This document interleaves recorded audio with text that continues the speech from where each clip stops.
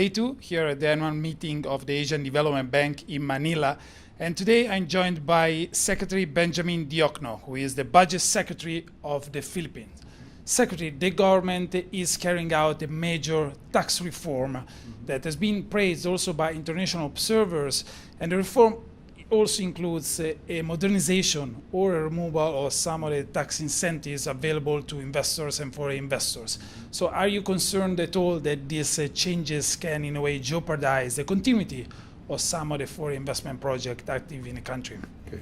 Let me explain so that you learn the context of the reduction or what we call rationalization of fiscal incentives. This is part 2 of the total reform.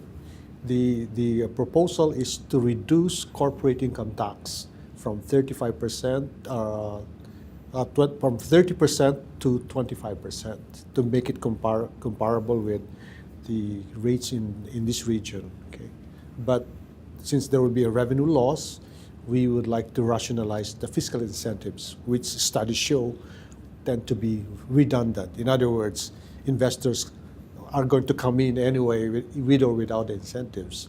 So that's the package. We reduce corporate income tax, but we rationalize incentives, make it more focused.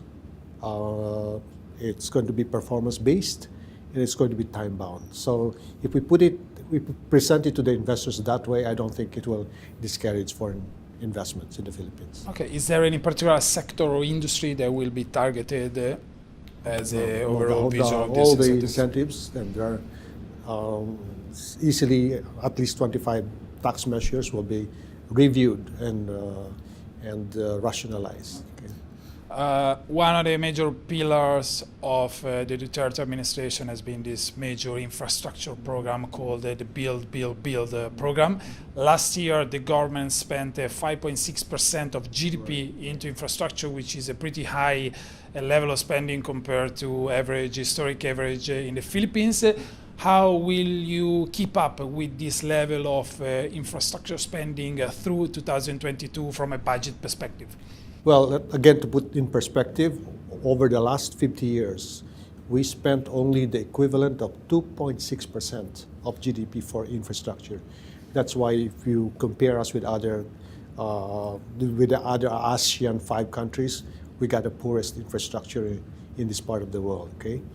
And how do we finance it? Well, a combination of higher deficit from 2% to 3%, still manageable, okay?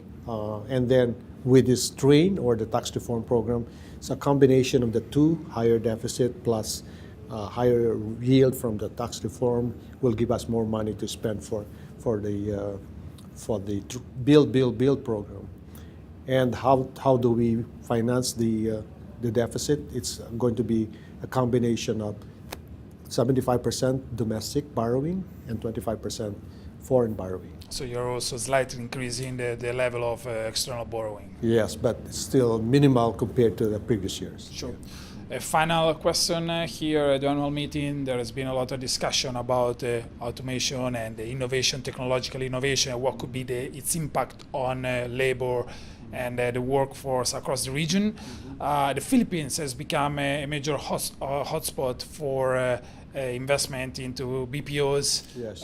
From investment from all over the world. The Philippines, for its language skills and human skills, has become this major center for BPOs across the industries.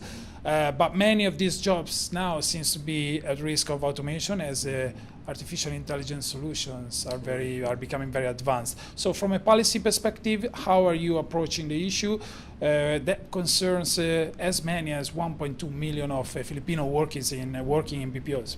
We are preparing for that. So we're investing in our human capital. As you know, English speaking, average age of Filipinos 23, very trainable. And so to give them better skills, we're investing a lot in higher education. So, in fact, 40% of our budget will go to education, health, and social welfare. So I think we're prepared for the risk that the BPO will have to settle for higher skills in the BPO industry. Okay. Secretary, thank you for being with us today. It's a pleasure, and thanks for having me. Thanks everybody for watching. You can follow all our coverage of the annual meeting on fdiintelligence.com. Thanks. Stay tuned.